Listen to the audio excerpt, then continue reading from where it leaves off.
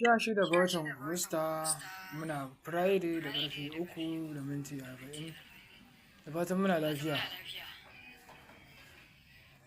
أعوذ بالله السميع العليم من الشيطان اللعين الرجيم بسم الله الرحمن الرحيم al'ummar musulmi faɗin duniya musamman kamar Togo, Nigeria, Liberia, Libya, Saudiya, Saudi Arabia, Tanzania, Burkina Faso, Mali, South Africa da sauran ƙasashe ina kowane fatan alkhairi. Mutane da yawa suna ta ƙorafi akan suna ta tuntuɓa ta a Facebook insha Allah amma bana samu ina mai musu da reply da garaje. To wasu lokutan abubuwan ne suke yin yawa sai kaga cewa an tara min saƙonni da yawa insha Allah. Wannan shine dalilin da yasa nake a kowane bidiyo na kowane hoto na nake ɗora namba ta nake cewa namba ta WhatsApp ko kira insha Allah.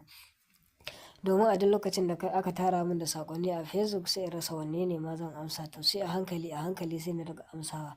Amma mutum da zaran ya min magana a Facebook ban wannan ba mutum zai iya ɗaukan namba ta ya min magana a WhatsApp insha Allah. Kana yin magana a WhatsApp zaka samu amsa da izinin Allah ba tare da ɓata lokaci ba. Ina kowannen ku fatan alkhairi. Al'ummar musulmi faɗin duniya da fatan muna cikin ƙoshin lafiya.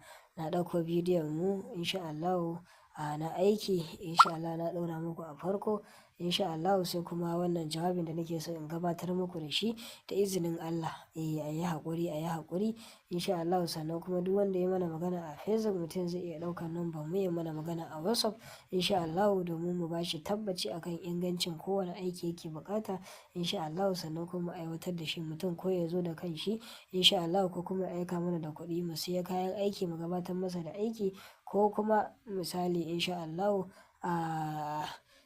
da izinin Allah ya zo inda muke domin mu gabatar masa da aiki. Adireshin mu shine kudu maso gabas tsakanin kamar da Nigeria, Saleta Sabuwar Unguwa gida na 306. Ina kowannen mu fatan alkhairi.